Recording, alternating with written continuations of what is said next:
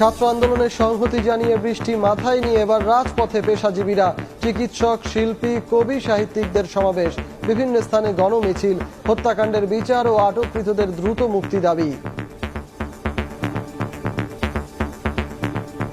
ছাত্ররা যতবার রাস্তায় নেমেছে, আমাদের দাবি কখনো অপূরণীয় ছিল না। বাসা থেকে ধরে নিয়ে যাচ্ছে, নিরাপত্তা কোথায়? রাস্তায় গুলিবিদ্ধ হয়ে মারা যায়, পিতা মাতা হিসাবে আমাদের সহ্য হয় না।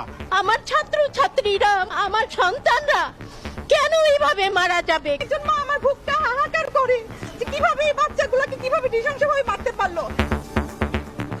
পূর্ব ঘোষিত কর্মসূচি ঘিরে বাইতুল মোকাররম এলাকায় কঠোর নিরাপত্তা।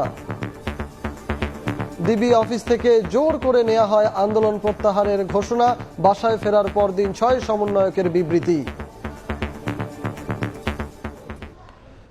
দেখছিলেন প্রধান শিরোনাম। দুপুরের সময় সঙ্গে আছি আমি সজল মিত্র রিচার্ড। এবার অন্যান্য শীর্ষ সংবাদ। শিক্ষার্থীরা সরকারের প্রতিপক্ষ নয়, তাদের ব্যবহার করে ফায়দা লোটার অপচেষ্টায় একটি মহল, বললেন ওবায়দুল কাদের। তদন্ত করে প্রতিটি হত্যার বিচারের আশ্বাস।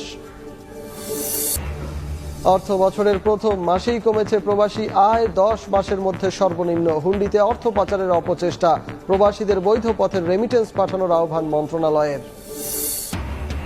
টানা বৃষ্টিতে হাঁটু পানিতে তলিয়ে বরিশাল নগরী, ডুবেছে অলিগলি প্রধান সড়ক। নোয়াখালীতে রেকর্ড বৃষ্টিপাত, আরো 10 দিন চলার পূর্বাভাস। চট্টগ্রামে পাহাড় ধসের শঙ্কা।